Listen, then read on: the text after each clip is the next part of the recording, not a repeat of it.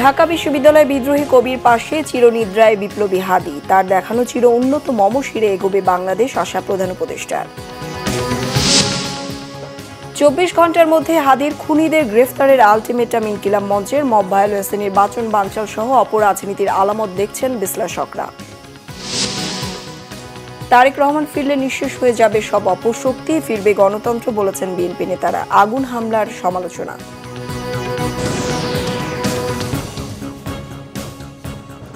Ground cement সংবাদ শিরোনাম দেখছিলেন, এবার বিস্তারিত। ঢাকা বিশ্ববিদ্যালয়ের কেন্দ্রীয় মসজিদের পাশে বিদ্রোহী কবি কাজী নজরুল ইসলামের কবরের পাশে চিরনিদ্রায় শায়িত হলেন বিপ্লবী শরীফ ওসমান হাদি। তাকে হত্যা করে তার আদর্শকে দমিয়ে রাখা যাবে না বলেছেন বিশিষ্টজনরা। ২৪ ঘন্টার মধ্যে তার খুনিদের গ্রেফতারের আলটিমেটাম দিয়েছে ইনকিলাব মঞ্চ। ইনামুল হাবিবের ক্যামেরায় বিস্তারিত, মামুন আব্দুল্লাহ রিপোর্টে। আমি সঞ্চয়, আমি ঘূর্ণি, আমি পথ সম্মুখে যাহা পাই যাই চূর্ণি, আমি তো পাগল ছন্দ, আমি আপনার তালে নেচে যাই, আমি মুক্ত জীবনানন্দ, আমি হাম্বি। তিনি এসেছিলেন ঝঞ্ঝার মতোই, ছিলেন মুক্ত জীবনানন্দ, দেখিয়েছিলেন বিপ্লবের পথ। সে পথ কখনো মসৃণ, কখনো বন্ধুর। সেই বন্ধুর পথ ধরেই নতুন জীবনে পাড়ি জমালেন বিপ্লবী শহীদ শরীফ ওসমান বিন হাদি, যিনি শহীদ তিতুমীর, শহীদ শরীয়তুল্লাহর যোগ্য উত্তরসূরি। আমরা যদি শহীদ হয়ে যাই, আমাদের সন্তানেরা লড়বে, তার সন্তানেরা লড়বে, কিয়ামত পর্যন্ত বাংলাদেশ নামক জমিন যতদিন বেঁচে থাকবে ততদিন পর্যন্ত আজাদির সন্তানেরা লড়াই করবেই করবে। কবি নজরুলের মতো কখনো দ্রোহ, কখনো প্রেমের বাণী শোনাতেন, মুক্তির গানে কলরল তুলতেন, গর্জে উঠেছিলেন আধিপত্যবাদের বিরুদ্ধে। চিন্তা ও মননে ইনসাফ কায়েমের নেশায় বোধ হয়েছিলেন। ৪৭-এ আমাদের প্রথম আজাদী তৈরি করেছিলাম, সেই আজাদী আমরা রক্ষা করতে পারি নাই। ৭১-এ এত ত্যাগের বিনিময়ে আমরা একটা স্বাধীনতা এনেছিলাম। আওয়ামী লীগ এবং ভারত আমাদের সেই স্বাধীনতাকে দখল করেছে। আপনি যে বলতেছেন আপনার জেনারেশন নষ্ট হয়ে গেছে, আপনি কি একবারও বলছেন আপনার বাচ্চাটার সামনে অন্যের বাচ্চা মাইরে ফেলা হইতেছে?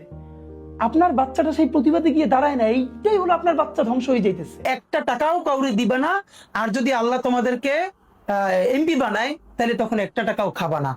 সমাজের ধনী দরিদ্র বৈষম্য নিরসনে চেয়েছিলেন গণমানুষের কণ্ঠস্বর হতে। তাই তো তাদেরই কথা শুনতে ছুটে বেড়াচ্ছিলেন দাঁড়ে দাঁড়ে। তার এই ছুটে চলা সহ্য করতে পারেনি দুর্বৃত্তরা। জীবন প্রদীপ নিভিয়ে দিতে মাথার এফোর ওফোর করে দেয় আততায়ীরা। ভাই, আল্লাহ যদি আমাকে নিয়ে যায়, আমার বাচ্চাটার দিকে একটু খেয়াল রাখেন।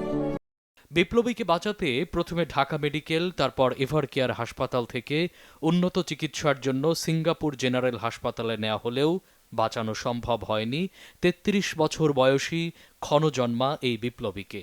১৮ তারিখ রাতেই খবর আসে তিনি পাড়ি জমিয়েছেন পরপারে। ১৯ তারিখ দেশে আনা হয়, রাখা হয় জাতীয় হৃদরোগ ইনস্টিটিউটের হিমঘরে।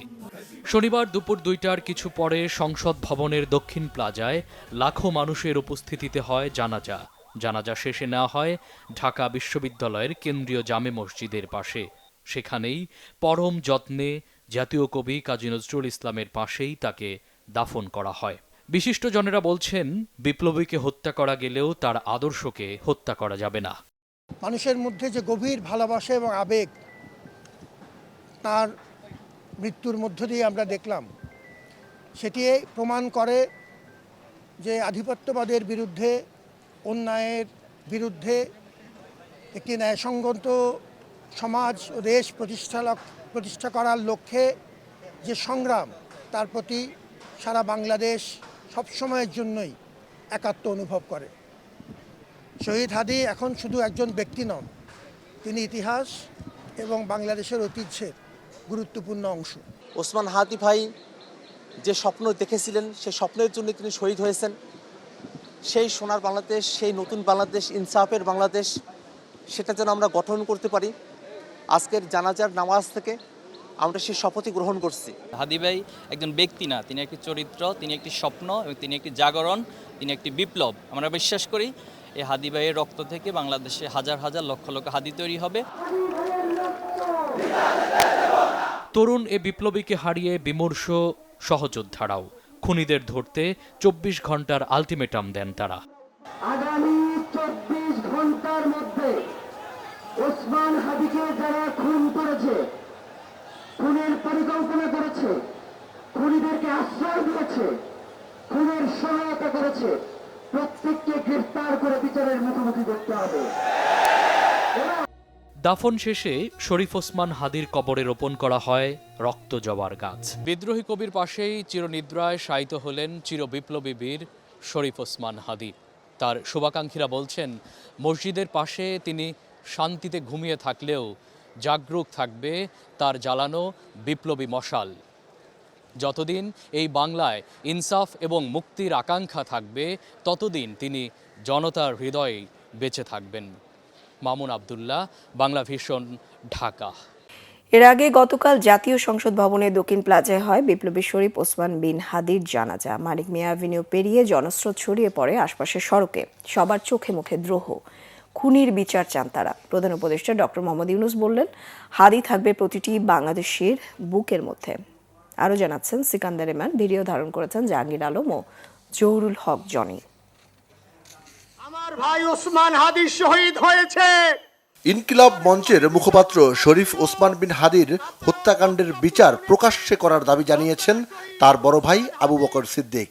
তাদের কাছে আমি এই ঋণ কোনদিন আমি ছাড়ব না। আমার ভাই শরীফ ওসমান হাদির বিচার যেন প্রকাশ্যে এই বাংলার জমিনে আমরা দেখতে পারি। শনিবার দুপুর 2:30টায় জাতীয় সংসদ ভবনের দক্ষিণ প্লাজায় জুলাই বিপ্লবী ও আধিপত্যবাদ বিরোধী ইনকিলাব মঞ্চের মুখপাত্র শরীফ ওসমান বিন হাদির জানাজার আগে বক্তব্য দেন তারই সহযোদ্ধা। কোনোভাবেই শরীফ ওসমান হাদির রক্তকে বৃথা যেতে দেব না। আমরা ঘোষণা করতে চাই, শরীফ ওসমান হাদির রক্তের মধ্য দিয়ে বাংলাদেশ ইনসাফ কায়েম হবে। প্রধান উপদেষ্টা ডক্টর মোহাম্মদ ইউনূস বলেন, লাখ লাখ মানুষ এখানে হাজির হয়েছে। ঢেউয়ের মতো লোক আসছে সারা বাংলাদেশ জুড়ে। কোটি কোটি মানুষ আজকে এই মুহূর্তের জন্য অপেক্ষা করছে।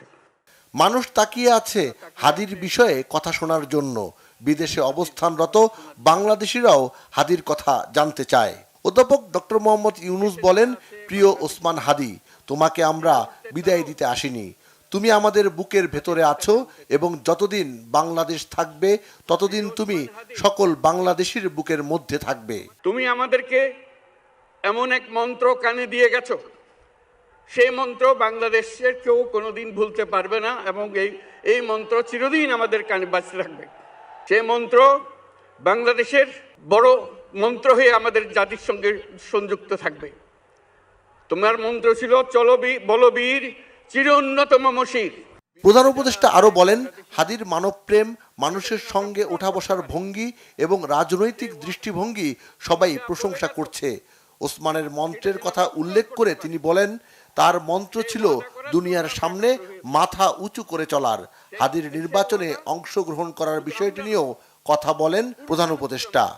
প্রিয় হাদি, তুমি নির্বাচনে অংশগ্রহণ করতে চেয়েছিলে এবং সেই নির্বাচনে অংশগ্রহণ করতে গিয়ে নির্বাচন কিভাবে করতে হয় তারও একটা প্রক্রিয়া জানিয়ে গেছে আমাদেরকে। সেই প্রক্রিয়া যেন আমরা সবাই মিলে গ্রহণ করি, যে কিভাবে প্রচারণা কার্য চালাতে হয়, কিভাবে মানুষের কাছে যেতে হয়, কিভাবে মানুষকে কষ্ট না দিয়ে তার বক্তব্য প্রকাশ করতে হয়, কিভাবে বিনীতভাবে মানুষের কাছে আসতে হয়, সবকিছু তুমি শিক্ষা দিয়ে গেছো। জানাজা নামাজ শুরু হচ্ছে। জানাজায় অংশ নেন বিএনপির স্থায়ী কমিটির সদস্য সালাউদ্দিন আহমদ, জামাত ইসলামের আমির ডাক্তার শফিকুর রহমান, সেনাবাহিনীর প্রধান জেনারেল ওয়াকারুজ্জামান, জাতীয় নাগরিক পার্টির আহ্বায়ক নাহিদ ইসলাম, অন্তর্বর্তীকালীন সরকারের উপদেষ্টা সহ বিভিন্ন রাজনৈতিক দল, সামাজিক ও সাংস্কৃতিক সংগঠনের নেতৃবৃন্দ এবং সর্বস্তরের জনতা। আসসালামু আলাইকুম ওয়া রাহমাতুল্লাহ। হাদিরা কোনোদিন হারিয়ে যাবে না, কেউ তাকে ভুলতে পারবে না। যুগ যুগ ধরে আমাদের সঙ্গে থাকবে হাদি। হাদির কণ্ঠে বিদ্রোহী কবি কাজী নজরুল ইসলামের মন্ত্র আমাদের মনে করিয়ে দেবে, বলবীর চির উন্নত মমশির। এসেছেন, দেখেছেন এবং জয় করেছেন কোটি মানুষের হৃদয়। আজ শরীফ ওসমান বিন হাদি চলে গেছেন, কিন্তু রেখে গেছেন তার আদর্শ, রেখে গেছেন অসংখ্য স্মৃতি। ওসমান বিন হাদি যেই বাংলাদেশ গড়তে চেয়েছিলেন, বৈষম্যবিহীন সেই বাংলাদেশ গড়ার শপথ নিয়ে আজ জানাজা থেকে গেলেন তার ভক্ত, দর্শক অনুরাগীরা। সিকান্দার রেমান, বাংলা ভিশন, জাতীয় সংসদ ভবন, ঢাকা। আধিপত্যবাদ বিরোধী লড়াইয়ের অকুতোভয় সৈনিক শহীদ শরীফ ওসমান হাদী। দুর্বৃত্তের বুলেট তার জীবন কেড়ে নিলেও হাদীর আদর্শে উজ্জীবিত কোটি হাদী। তার জানাজায় অংশ নেওয়া বিভিন্ন দলমতের মানুষ ও রাজনৈতিক দলের শীর্ষ নেতাদের প্রতিক্রিয়া ছিল ঠিক এমনটাই। মানুষের প্রস্থান হলেও আদর্শের যে মৃত্যু হয় না, শহীদ হাদী যেন সেই বার্তাই দিয়ে গেছেন। ওসমান হাদী যে নতুন বাংলাদেশের স্বপ্ন দেখেছিলেন, যে ইনসাফ ভিত্তিক রাষ্ট্রের স্বপ্ন দেখেছিলেন, সেই স্বপ্ন পূরণের প্রত্যয় জানান জানাজায় অংশগ্রহণকারীরা। হাদীর শেখানো মন্ত্র বাংলাদেশের মানুষ আজন্মকাল মনে রাখবে, এমন প্রত্যাশার কথাও জানান তারা। মহিবুল্লাহ মুহিবের রিপোর্টে বিস্তারিত। শরীফ ওসমান হাদীর এই জানাজা কেবলই একটি জানাজা নয়, এ যেন ভারতীয় আধিপত্যবাদের বিরুদ্ধে বাংলাদেশের ছাত্র জনতার এক অগ্নিস্ফুলিঙ্গ। যে আধিপত্যবাদের বিরুদ্ধে গর্জে উঠেছিলেন ওসমান হাদী তার লেখনী আর বিপ্লবী মানসিকতায়। যে স্ফুলিঙ্গ ছড়িয়ে পড়ে ফার্মগেট থেকে ধানমন্ডি ২৭, সংসদ ভবনের দক্ষিণ প্লাজার মাঠ ছাড়িয়ে মানুষের ঢলে ছেয়ে যায় মানিক মিয়া এভিনিউয়ের মহাসড়ক।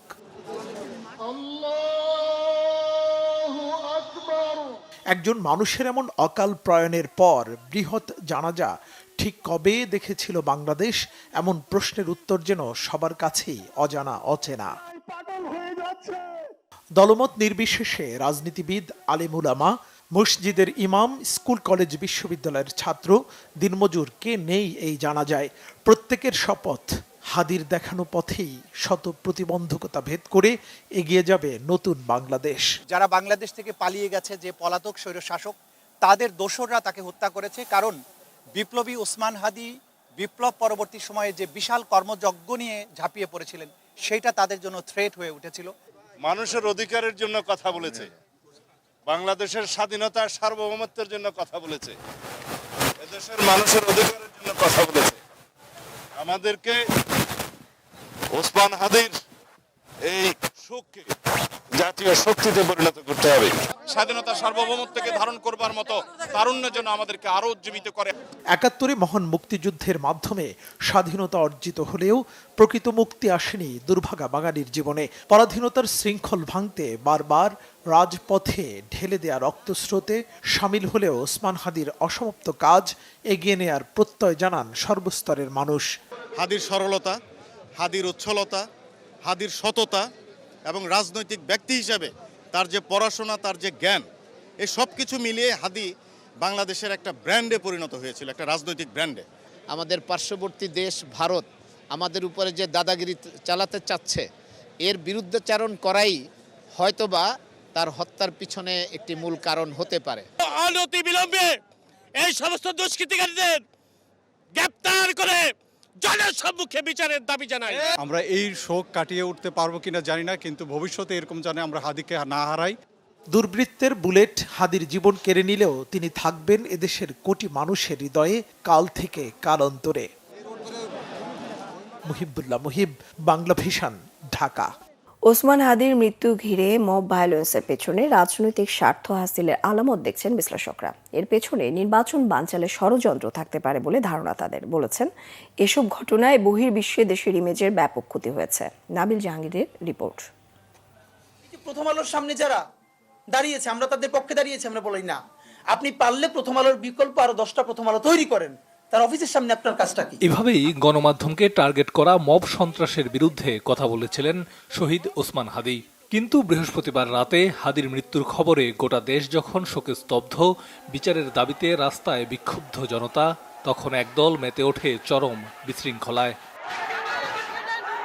প্রথম আলো, ডেইলি স্টার, ছায়ানট সহ দেশের বিভিন্ন জায়গায় হামলা, ভাঙচুর, অগ্নিসংযোগ করা হয়।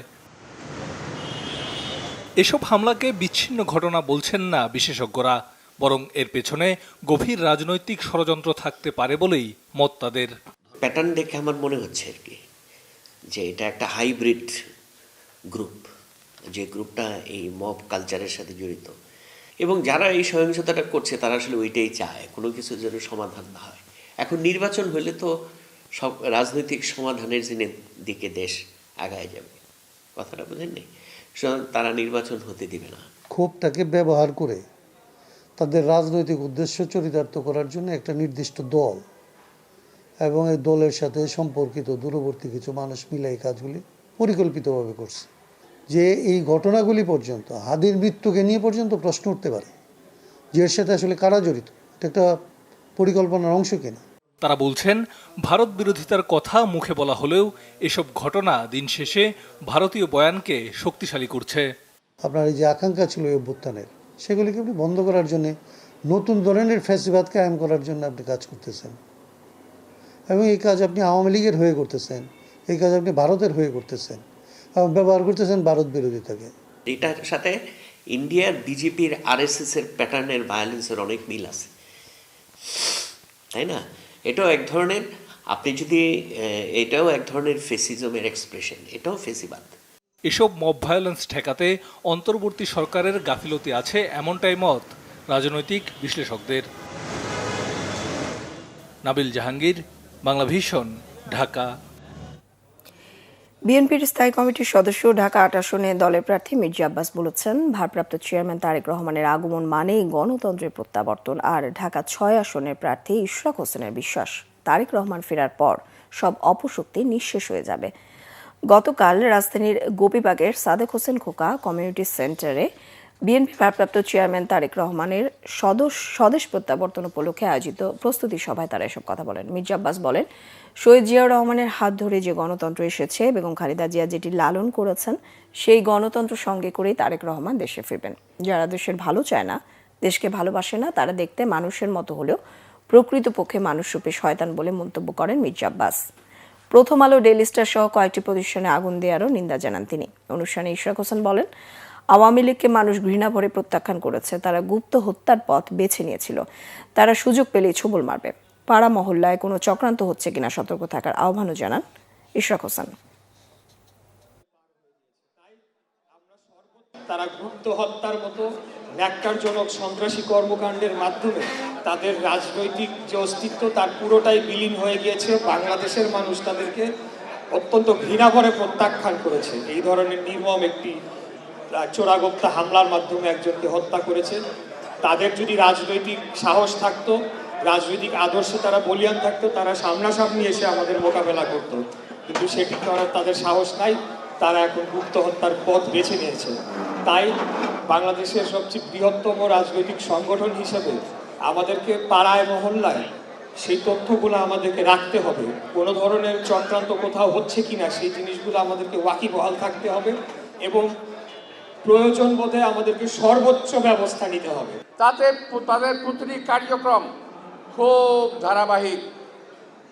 আমাদের নেতা আসবেন, এই সময় একটা দুর্ঘটনা ঘটিয়ে দিল, তারা হাদিকে হত্যা করল, এবং এইটার বদনাম চাপানোর চেষ্টা করেছিল বিএনপির উপরে, আমাদের উপরে। কিন্তু আল্লাহর শেষ রহমত, আসামি আসামিকে শনাক্ত করা গেছে, ফলে সেই অপরাধ আর বিএনপির উপরে নাই। যদি প্রয়োজন হয় এই সমস্ত ষড়যন্ত্রকারীদেরকে ৭১ সালে আমরা যেভাবে জবাব দিয়েছিলাম, ইনশাল্লাহ আজকে 25-এও একইভাবে আমরা জবাব দেব। দেশের স্বাধীনতা, দেশের সার্বভৌমত্ব আমরা কোনোভাবেই ক্ষুণ্ণ হতে দেব না। নির্বাচন ফেব্রুয়ারিতে হবে বলে দৃঢ় আশাবাদী জামায়াতে ইসলামী, এবং সব ধরনের সহযোগিতা করা হবে বলে জানিয়েছেন দলটির আমির ডাক্তার শফিকুর রহমান। হাদিকে ষড়যন্ত্র করে সরিয়ে দেওয়া হয়েছে, বিপ্লবীদের খুন করে চেতনা দমানো যায় না বলে মন্তব্য করেন জামায়াতের আমির। সকালে শহীদ ওসমান হাদির কবর জিয়ারত শেষে তিনি কথা বলেন। জামায়াত ইসলামের আমির বলেন, ওসমান হাদির খুনিদেরকে ধরতে সরকার যা করেছে তাতে সন্তুষ্ট নয়, খুনিদের গ্রেফতার করতে সরকার যেন কার্যকর পদক্ষেপ নেয় সে আশা করেন তিনি।